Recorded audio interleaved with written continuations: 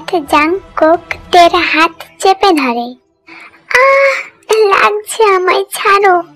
ছাড়বো বলে তো ধরিনি, আগে আমার কথার উত্তর দে। কি জানতে চাও বলো, তার আগে আমার হাতটা ছাড়ো। জানিস না তুই কেন তুই বগমের সাথে আজ কথা বলেছিস? তোকে তো আমি আগেই বারণ করেছিলাম। জাংকুক হাতটা আরো চেপে ধরে। লাগছে আমার জাংকুক ভাইয়া, প্লিজ ছাড়ো আমায়। তারপর তে সব কথা বলে আর কাঁদতে থাকে। জাংকুক হাতটা ছেড়ে দেয়। তের সাদা হাতটা লাল হয়ে গেছে। জাংকুকের এবার হুঁশ ফিরে। ও শিট, এটা আমি কি করলাম? তে সরি, আমার ভুল হয়ে গেছে। বগমের সাথে তোকে দেখে আমার মাথা গরম হয়ে গেছিল। দেখ, আমি সব সহ্য করতে পারি, কিন্তু তোর চোখে পানি না। প্লিজ চুপ কর। তে কেঁদেই চলেছে। তে, এরকম বাচ্চাদের মতো কেউ কাঁদে? সরি, এই দেখ কান ধরছি। তে তাও চুপ করছে না। তখন জাংকুক তেকে জড়িয়ে ধরে আর মাথায় হাত বোলাতে থাকে। সরি, আর কেঁদো না, তখন আমার মাথা ঠিক ছিল না। প্লিজ ক্ষমা করে দাও আমায়। এইবার তে চুপ হয়ে যায়। তখনই জিন ওদের রুমে আসে। তে আয়, খেয়ে নিবি। বাবাই, তুই আয়। মামনি, আমি পরে একদিন এসে খাবো, আজ আম্মুকে বলে আসা হয়নি। আচ্ছা বেশ। আম্মু, আমার খিদে নেই, আমি খাবো না। কি হয়েছে রে, খাবি না কেন? কলেজ থেকে ফিরেও তো কিছু খাসনি। উফ আম্মু, কিছু হয়নি, আমার খিদে নেই। মামনি, তুমি ওর খাবারটা এখানে নিয়ে আসো, তারপর দেখছি। দেখ একটু বাবাই, মেয়েটা ভীষণ জেদি। তারপর জিন খাবারটা দিয়ে চলে যায়। তে চুপ করে খাটে বসে আছে, মুখ ঘুরিয়ে। খেয়ে নে, ঠান্ডা হয়ে যাবে এবার। আমি খাবো না। আচ্ছা, আমি খাইয়ে দিই। বললাম তো খাবো না, শুনতে পাও না? না, পাই না। এবার আগর। তে অন্যদিকে মুখ ঘুরিয়ে আছে। জাংকুক তার মুখটা নিজের দিকে ঘুরিয়ে নিল। তে বাধ্য হয়ে খেয়ে নেয়। আর খাবো না, আর একটু। নে, এবার ঘুমিয়ে পড়। এখন ঘুম আসছে না, আমি পরে ঘুমাবো। না, এক্ষুনি। তে শুয়ে পড়লো। ওর মাথায় জাংকুক হাত বুলিয়ে ঘুম পাড়িয়ে দেয়। তারপর জাংকুক বাড়ি চলে যায়। এভাবে বেশ ভালোই কাটছিল ওদের দিন। মাঝে মাঝে জাংকুকের সাথে শপিং এ যায়, ঘুরতে যায়। কয়েক মাস পর তের এক্সাম চলে আসে। কলেজে যাওয়াটা কমে যায়, বাড়িতেই পড়াশোনা করে। উফ শান্তি, আজ এক্সাম শেষ, কি মজা। আম্মু, আমার ভীষণ খিদে পেয়েছে, খেতে দাও। তখনই জাংকুক ফোন করে। হ্যালো তে। বলো। তে, আমার জবটা কনফার্ম হয়ে গেছে। সত্যি ভাইয়া? হ্যাঁ। বাহ, খুব ভালো খবর। আমাকে একদিন কিন্তু বিরিয়ানি খাওয়াতে হবে। আচ্ছা খাওয়াবো, বাট শোন না। বলো। আমি ভাবছি জবটা করব না। কি বললে? না মানে আম্মু আব্বু বন্ধু বান্ধব এদের সবাইকে ছেড়ে থাকতে হবে তো, তাই। যদিও যে হোক আমার সাথেই যাবে, ওটা অভ্যাস হয়ে যাবে। কতদিন জাংকুক ভাইয়ার সাথে দেখা হবে না। জাংকুক ভাইয়া আমায় ভুলে যাবে না তো? ওকে, রাখছি রে, পরে কথা হবে। এক্ষুনি একটা মেল পাঠাবে ওরা। রাখো। আর শোন, কাল রেডি হয়ে থাকিস, ঘুরতে যাব। আচ্ছা ঠিক আছে। তের ভীষণ মন খারাপ হয়ে যায়। ওইদিকে জাংকুকের ও একই অবস্থা। দুজন দুজনের মনের কথা বুঝতে পারে, কিন্তু কখনো কেউ সাহস করে বলেনি। তে আনমনে বসে আছে। তখন তার মা আসে। কি রে, কখন থেকে ডাকছি, কানে কি তুলো গুজেছিস? না না আম্মু, এমনি কিছু না, চলো। আম্মু জানো, জাংকুক ভাইয়ার জবটা কনফার্ম হয়ে গেছে। বাহ, দারুণ খবর তো। 2 বছরের জন্য বাইরে চলে যাবে। ও ও সন্ধ্যাবেলায় জাংকুক এসে তেকে নিয়ে যায়। আজকে তের মুড অফ, মাঝে মাঝে ওর চোখটা ঝাপসা হয়ে যাচ্ছে, ওর একদম ভালো লাগছে না। কি হয়েছে রে আজ তোর, এত চুপচাপ কেন? কিছু না।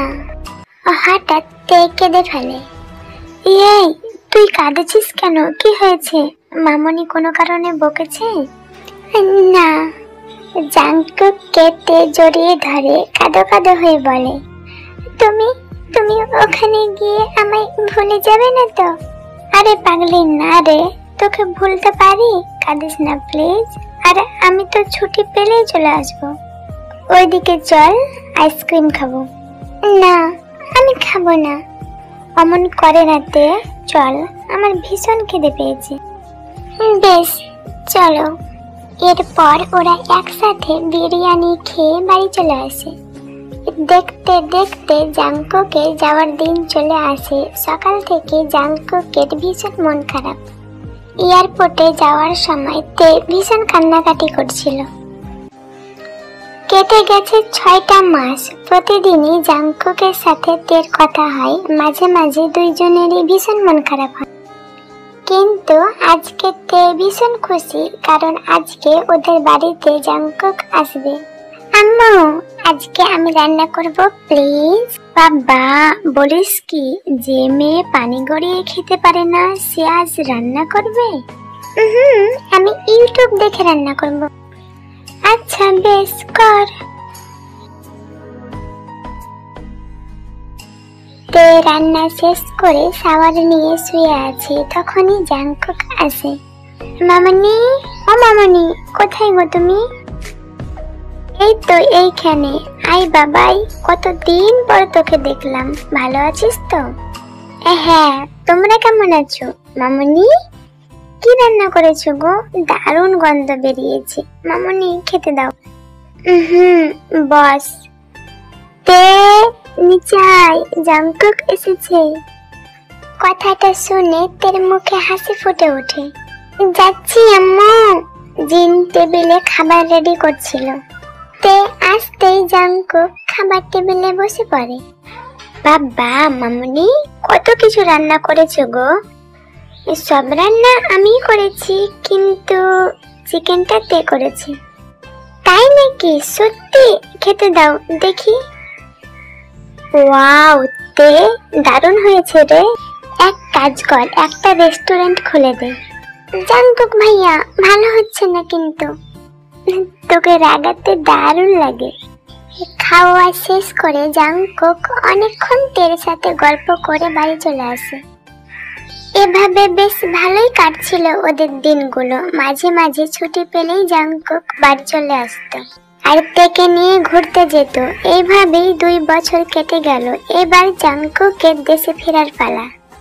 সে তার শহরেই অফিস জয়েন করবে। কাজের চাপ থাকায় তের সাথে জাংকুকের 7 দিন ধরে কথা হয় না। তে 3-4 দিন ফোন করেছিল, জাংকুক ফোন রিসিভ করতে পারেনি। জাংকুক একবার কল ব্যাক করে বলেছে পরে কথা বলবে, অনেক কাজের চাপ।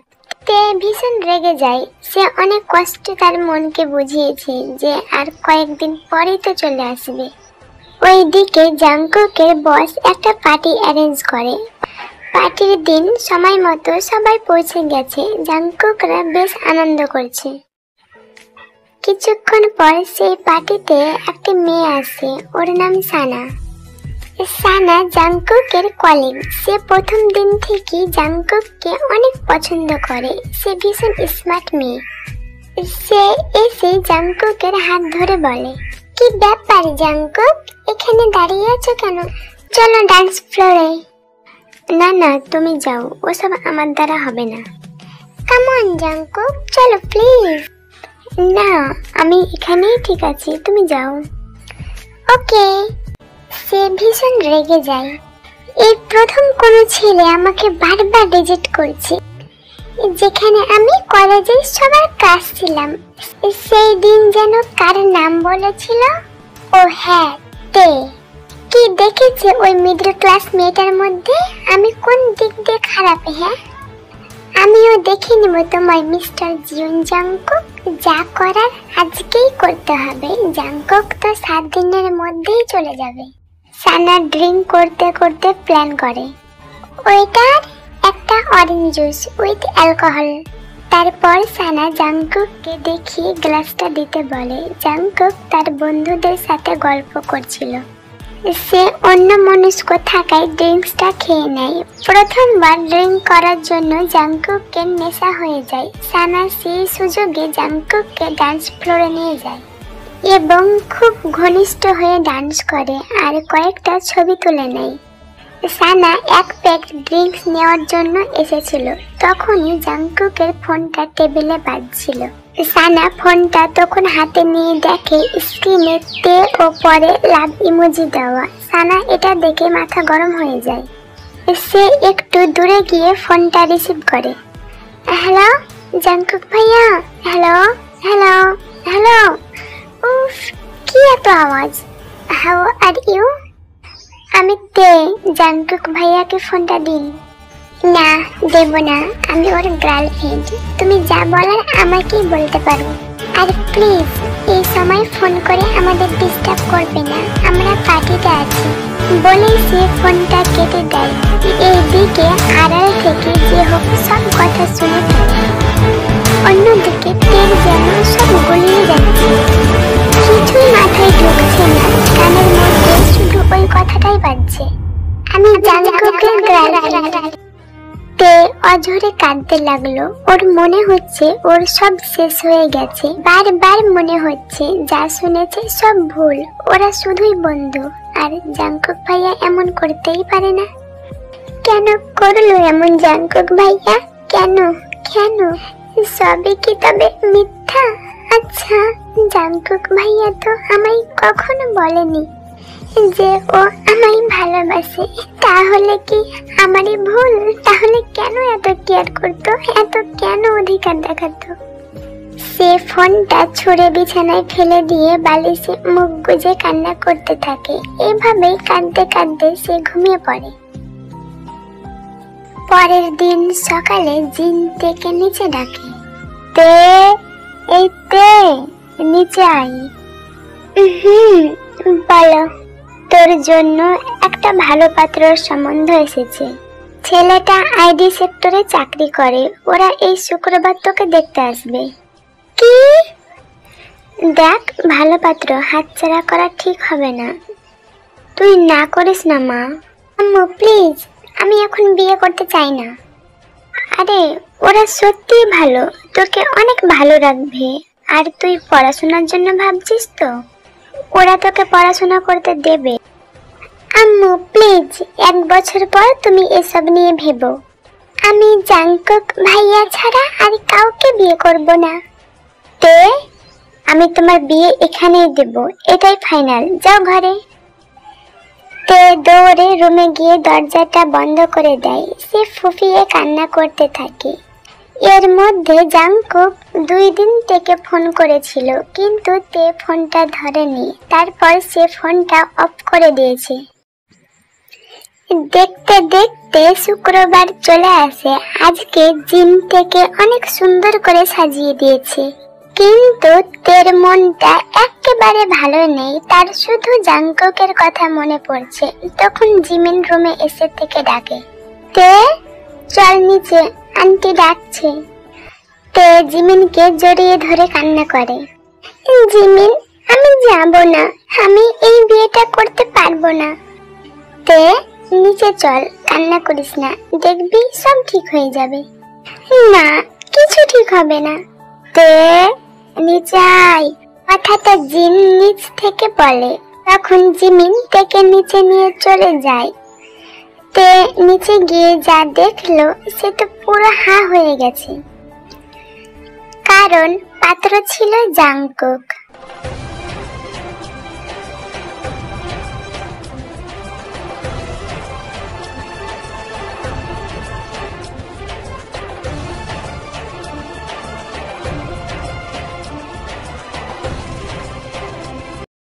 এই তো চলে এসেছে। তেমা, এইখানে এসে বস, দেখি দুটিকে কেমন মানিয়েছে। তের একদম বসতে ইচ্ছা করছিল না, কিন্তু সে সবার সামনে জাংকুককে অপমান করতে চায়নি। বা দুটিকে বেশ মানিয়েছে তো। কিভাবে আমার দিকে তাকিয়ে আছে দেখো, মনে হচ্ছে আগে কখনো মেয়ে দেখেনি। যত সব ভণ্ডামো। তের পরিবার ও জাংকুকের পরিবার মিলে বিয়ের দিন ঠিক করে ফেলে। ধুর বাবা, আমারও তো মতামত নিবে নাকি? কেউ আমাকে কিছু বলার সুযোগ তো দিবে। হঠাৎ ইয়নজুন বলে, বাবাই, তেমা, তোরা এখানে বসে কি করবি? যা উপরে গিয়ে গল্প কর। হ্যাঁ মামনি, জাংকুক বাবাকে নিয়ে ওপরে যাও। তে কিছু না বলে ওপরে চলে যায়। সে ভীষণ রেগে আছে। রুমে ঢুকতেই জাংকুক দরজা লক করে দিল। কি হচ্ছে এটা? দরজা বন্ধ করলে কেন? যাতে আমাদের কথা কেউ শুনতে না পায়, তাই। তোমার সাথে আমার কোনো কথা নেই। তে যে দরজা খুলতে যাবে তখনই জাংকুক তের হাতটা টেনে ধরে। ওরা দুজন দুজনের চোখের দিকে তাকিয়ে আছে, কেউ পলক ফেলছে না। একটু পরে তে লক্ষ্য করলো জাংকুক তের কোমর জড়িয়ে আছে। তে একটু সরে দাঁড়ায়। কি হচ্ছে কি? যেতে দাও আমায়। না, দেব না। আমার বউকে আমি জড়িয়ে ধরতেই পারি। কে বউ? তুই। আমি তোমায় বিয়ে করতে পারবো না। কি মনে করো তুমি আমায়? এখানে বিয়ে করে একটা বউ রাখবে আর বিদেশে একটা? যাও গিয়ে সানাকে বিয়ে করো। এক মিনিট, তুমি বুঝি মামনিকে কিছু বলতে পারোনি, তাই তো? আচ্ছা ঠিক আছে, মামনিকে আমি সব বলে দেব। হয়েছে তোর বলা? না এখনো কিছু আছে? না, আমার আর কিছুই বলার নেই। দেখ, আমি জানি তুই রাগ করেছিস। রাগ করাটাও স্বাভাবিক, তাই বলে ফোন বন্ধ করে রেখে দিবি? আমারও তো টেনশন হয় নাকি? আমি সব শুনেছি জেহপের কাছে। আসলে সেদিন সানা আমার ড্রিঙ্কসে অ্যালকোহল মিশিয়ে দিয়েছিল। প্রথমবার খাওয়াই আমার নেশা হয়ে গেছিল। বিশ্বাস কর, আমি বুঝতে পারিনি। পরে আমি ওকে উপযুক্ত শাস্তি দিয়ে এসেছি। আর এই, তোকে বলে বোঝাতে হবে আমি তোকে ভালোবাসি? তুই বুঝতে পারিস না? সেই ছোটবেলা থেকে তুই শুধু আমার উপরে একমাত্র অধিকার তোর, বুঝেছিস? সব শুনে তের চোখ দিয়ে পানি পড়ছে। সে জাংকুককে জড়িয়ে ধরে। তে, এবার বলে ফেল। কি বলবো? ওই যা বলতে হয় উত্তরে। জানি না। আচ্ছা বেশ, তুই যখন জানিস না তাহলে তো আমাকেই জানতে হবে। জাংকুক তের দিকে এগিয়ে আসতে থাকে। এই না, না, আসবে না আমার দিকে, আমি না করছি। লাভি কথাটা বলে তে চোখ বন্ধ করে নেয় আর জাংকুককে জড়িয়ে ধরে।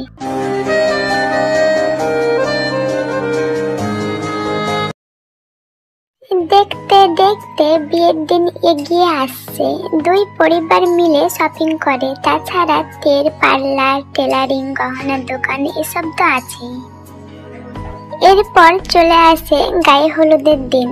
আজ সকাল থেকে তেদের বাড়িতে তোড়জোড় শুরু হয়ে গেছে। বিয়ে বাড়ি বলে কথা, ওদের আত্মীয় স্বজন, বন্ধু বান্ধব সবাই চলে এসেছে। তাড়াতাড়ি রেডি হয়ে নে মা, জাংকুক বাবাইরা কিছুক্ষণের মধ্যেই চলে আসবে। যাচ্ছি আম্মু। তে ন্যান্সি ও জিমিনকে নিয়ে রুমে চলে যায়। গায়ে হলুদের জন্য সুন্দর একটা লেহেঙ্গা পরে। ন্যান্সি ও জিমিন থেকে গায়ে হলুদের গয়না পরিয়ে সাজিয়ে দিচ্ছিল। তখন তার মা রুমে আসে। কই রে তে, তোদের হলো? ও মা, কত সুন্দর লাগছে আমার মেয়েটাকে। আমার মেয়েটা কত বড় হয়ে গেছে।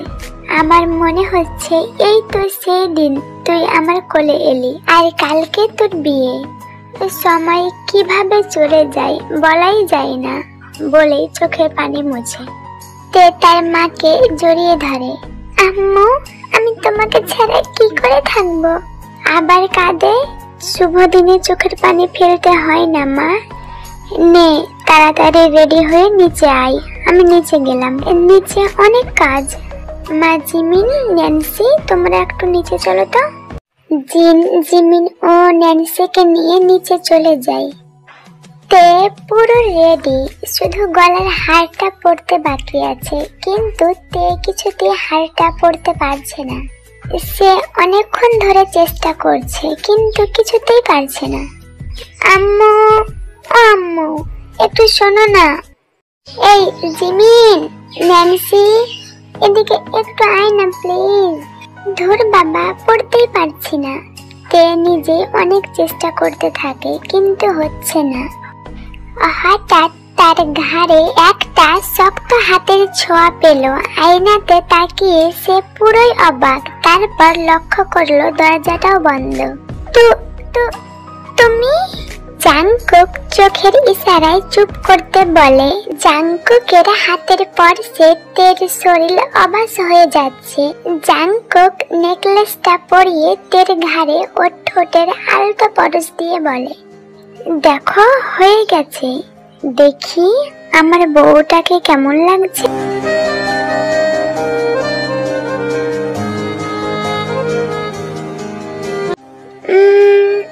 সবই ঠিক আছে, কিন্তু কিছু একটা কম লাগছে। তে আয়নায় নিজেকে দেখে বলে, সবই তো পড়েছি, কিন্তু কি কম আছে? 1 মিনিট, তুমি আমাকে তুমি করে বললে কেন? ভবিষ্যতে তেকি এসে যদি বলে, মাম্মা, পাপ্পা, তোমরা কি ভাই বোন তুই করে বলছো? তাই অভ্যাসটা চেঞ্জ করলাম। তেকি? তেকিটা আবার কে? আমাদের মেয়ে, আমাদের একটা ছোট্ট পরীর মতো মেয়ে হবে, ওর নাম তেকি রাখবো। তুমিও না?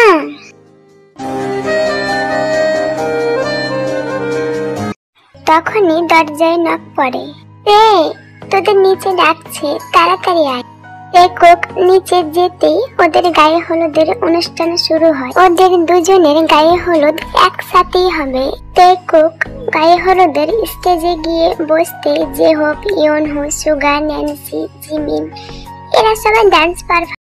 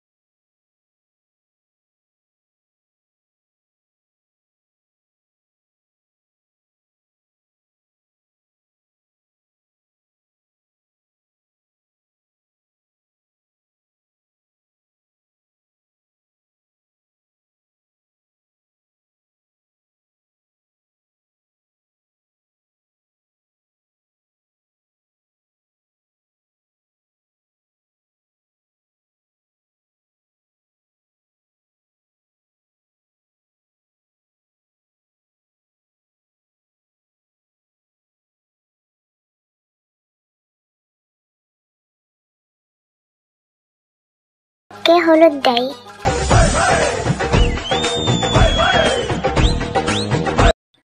গায়ে হলুদ শেষ হতে জাংকুকরা ওদের বাড়ি চলে যায়। আজকে তেকুকের বিয়ে, অনেক জাঁকজমক ভাবে তেকুকের বিয়ে।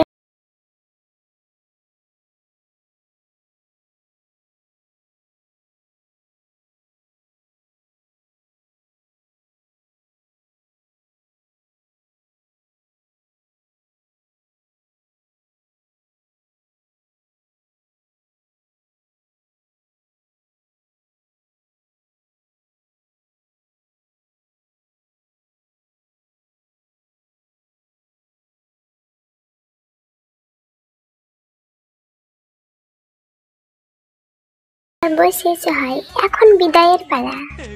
তে তার বাবাকে জড়িয়ে ধরে কান্না করে। বাবা, আমার মেয়েটা বড্ড অভিমানী, একটু দেখে রেখো।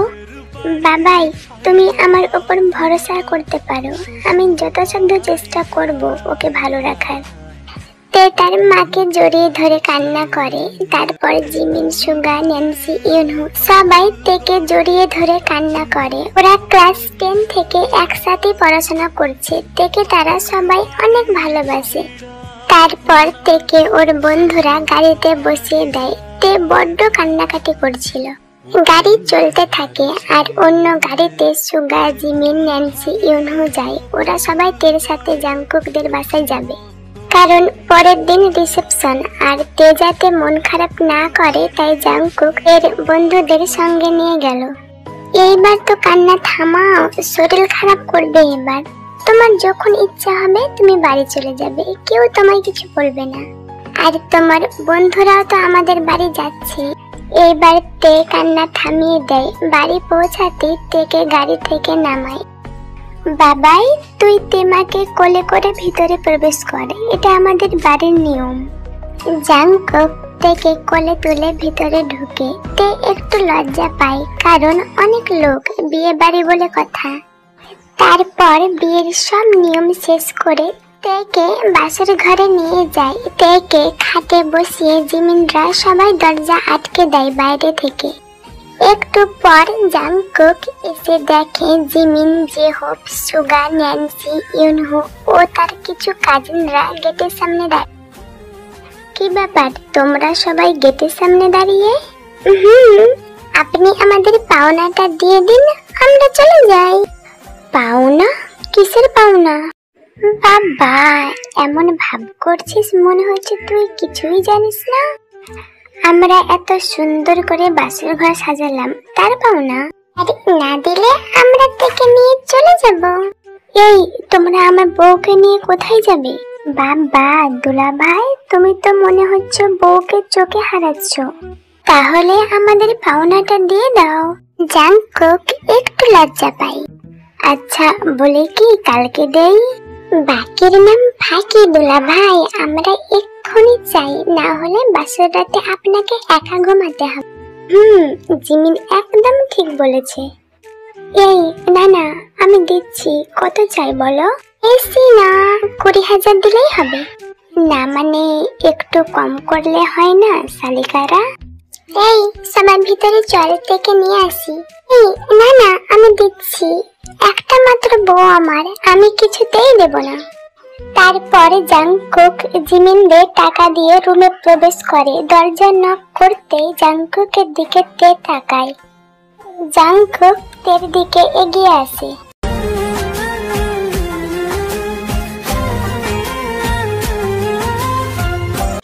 কি ব্যাপার ম্যাডাম, ঘুম পাচ্ছে না তোমার? তোমার পাচ্ছে? ভীষণ ঘুম পাচ্ছে। কি রকম জামাই রে বাবা, বাসুরাতে কেউ ঘুমায়?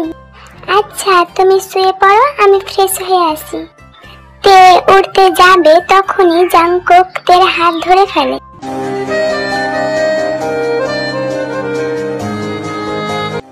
এত তাড়া কিসের ম্যাডাম? তো কি করব, তোমার তো ঘুম পাচ্ছে, ঘুমাও। আগে যদি জানতাম তুমি এতটা আনরোমান্টিক তাহলে তোমার বিয়েই করতাম না। আচ্ছা, তাহলে তোমাকে দেখাতে হয় আমি কতটা আনরোমান্টিক। বলেই তের দিকে এক পা করে এগোতে থাকে। এই জাংকুক ভাইয়া, একদম এগোবে না। এখনো জাংকুক ভাইয়া? তাহলে তো তোমাকে দেখাতেই হয় আমি কতটা আনরোমান্টিক। কলেজে আমাকে চড় মেরেছিলে মনে আছে? আজকে তার শোধ নেবার দিন। তারপরে জাংকুক থেকে কিছু বলার সুযোগ না দিয়েই ওর ঠোঁট দুটো দখল করে নেয়।